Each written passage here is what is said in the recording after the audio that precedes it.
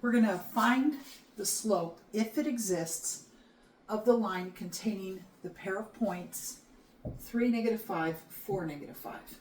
So recall that the slope, which we use m to denote the slope, is the rise over the run, and the formula is y2 minus y1 divided by the quantity x2 minus x1. So you want to label your points 1 and 2 so you can keep these straight. So I'm just going to call this point 1, and I'm going to call this point 2. Now, before I actually use the formula, I want to make an observation. You'll notice that the y values are the same. In other words, they're constant. Y is constant. So y represents the level of the point, what level it's at. And since the level does not change as you move from this point to this point, the level is at -5 in both places here, we know that this is a horizontal line because the level of the line of the points is not changing. And you can see if we plot these points in the rectangular coordinate system, which by the way is also called the Cartesian plane, you can see that we have a horizontal line. So at 3, we're at -5. So here's the level at -5. And if we go to 3, the point 3, -5 is right there. And then for 4, -5, we're right here. So the level is constant, or the y values are constant, if you will. And so we have y is always -5. Now let's plug this into our formula so you can see what the slope is. We haven't found the slope yet.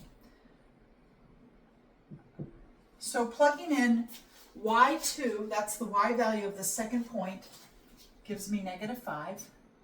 And then I'm subtracting y1, which is the y value of the first point. That also is -5. And then x2 minus x1 would be 4 minus 3. And when you subtract a negative, you're actually adding. So this becomes -5 plus 5 over 1, which is simply 0. -5 plus 5 is 0. 0 divided by 1 is 0. And so the slope is 0. And remember, all constant functions have slope 0. All horizontal lines have slope 0. So this is the constant function, y equals -5. Now let's go ahead and change this a little bit. Let's make this +5 and redo the example.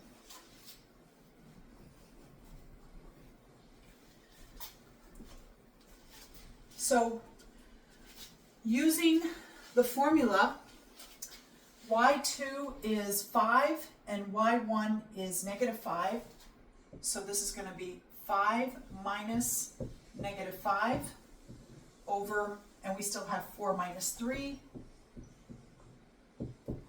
When we subtract the negative, we add it, so it becomes 5 plus 5 over 1, which is 10. So the slope is 10. Now, notice in the problem it says, if it exists. Let's look at a situation when the slope does not exist. So I'm going to change this example. I'm going to change this 4 to a 3, and we're going to redo the problem. So now when I plug in this, I still have 5 minus -5 over 3 minus 3. The x values are both 3. And so 5 plus 5 gives me 10, and 3 minus 3 is 0. You cannot divide by 0. That's why in this example, for these 2 points, the slope does not exist. It actually still is a line. We still have 2 points, and we can draw a line. And if we graph this line,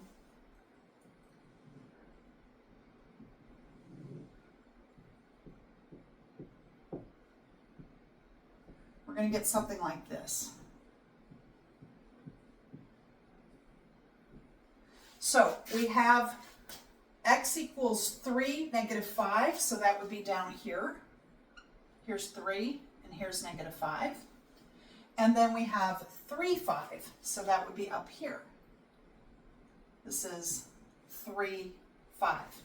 And if we draw the line through that, every x value for the points on that line are equal to 3. So we can say x equals 3, which is a vertical line. All vertical lines have undefined slopes.